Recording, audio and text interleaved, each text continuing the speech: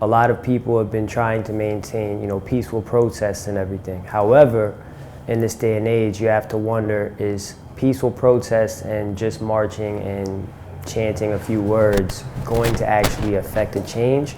Or do you feel as though because the police use force, people have to start using force back? I mean, it's like, okay, you take Martin Luther King and then you take Malcolm X. They had the same goal, but they walked two different ways. You get what I'm saying? Malcolm was any means necessary. Martin was peaceful protests. You need peaceful protests, but at the same time, you gotta be willing to go all the way. You get what I'm saying? And if some violence has to happen, I mean, so be it. And I'm not saying that that's the way, but sometimes you gotta go the extra mile to make them understand what's going on. I mean, white people did it. Like we learned a lot of that shit from them. Like, do people forget the Boston Tea Party and things of that nature?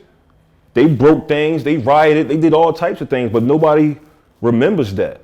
You get what I'm saying? And I'm gonna take a not a quote, but something that the man Tim Wise said, who I respect on the highest levels. White people don't carry the burden of what their people did the way black people do. You get what I'm saying? If you look at a black man today, he's gonna always be a gang member, or every killing is gang related. You look at an Arab, he's always gonna be looked at as a terrorist.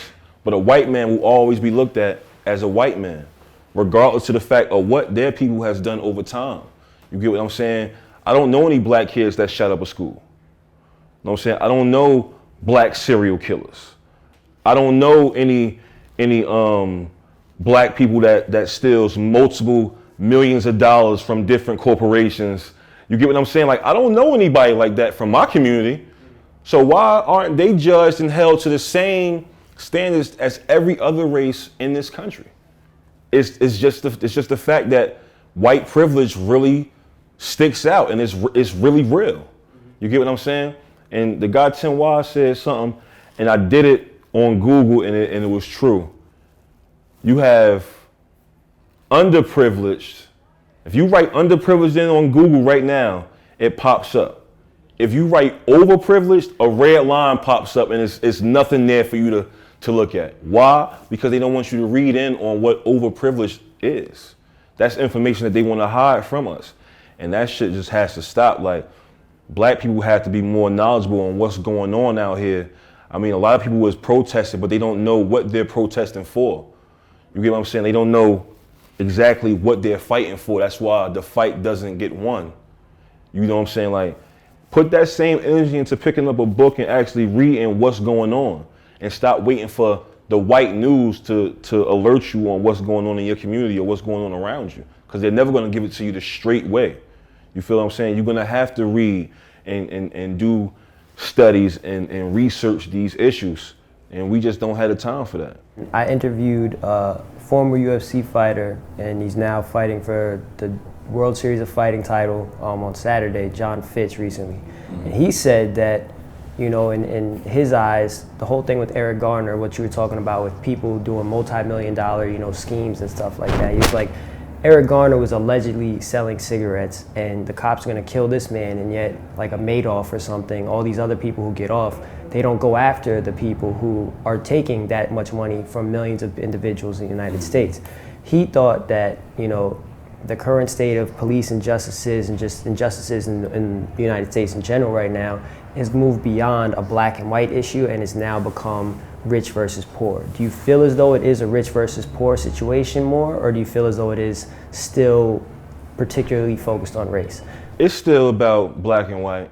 I'm gonna say white versus minority, not just black people. I mean, like Spanish, all that. And it's about rich and poor. Right now, black people are finding ways to make money without the white man. And they don't want that. They always want to be above. And I'm not gonna sit here and say like it's all white people, because it's not. And it's some good white people out there, and there's some bad white people out there. But at the end of the day, it's still their race. And no matter how you shape it, the race is gonna stick together. Good ones with the bad, at the end of the day, they have to. It's a part of what they was raised and what they believe in. You get what I'm saying? But before we end this, I just want to say to everybody out here that watches this and to everybody that cares, we got to figure out how to get on one page to help each other. The reason why a lot of our fights don't work is because black people can't agree on how to help each other. Everybody think their way is better. You feel what I'm saying?